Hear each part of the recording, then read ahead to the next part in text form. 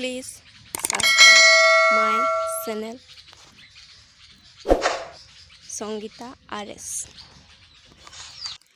আপোন আৰু সপোন কেতিয়া ক'ত কেনেকৈ হেৰাই যায় ধৰিবই নোৱাৰি।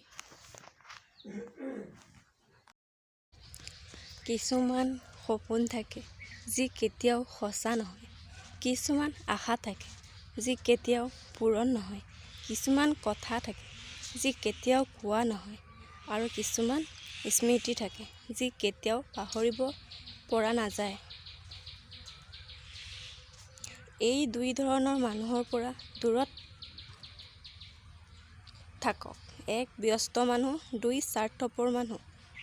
ব্যস্ত মানুহবোৰে নিজৰ ইচ্ছামতেই মনত পেলাব আৰু স্বাৰ্থপৰ মানুহবোৰে দৰকাৰতহে মনত পেলাব।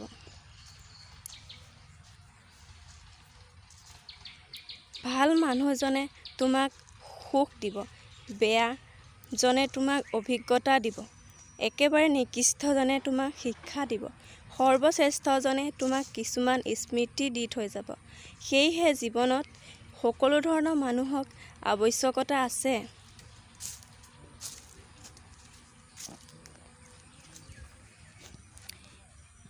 বেয়া সময়বোৰক ধন্যবাদ দিছোঁ, কাৰণ বেলেগ একো নহ'লেও মানুহ চিনি পোৱাত সহায় কৰিছে।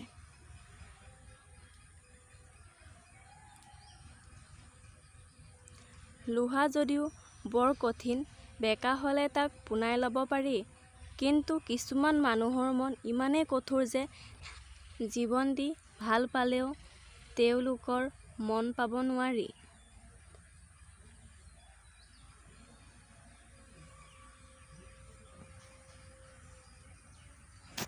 সঁচা কথাটো কোৱাৰ বাবে যদি আপোনাক কোনোবাই বেয়া পাইছে, পাব দিয়ক, কাৰণ স্বাৰ্থপৰ মানুহে সত্যতা হজম কৰিব নোৱাৰে।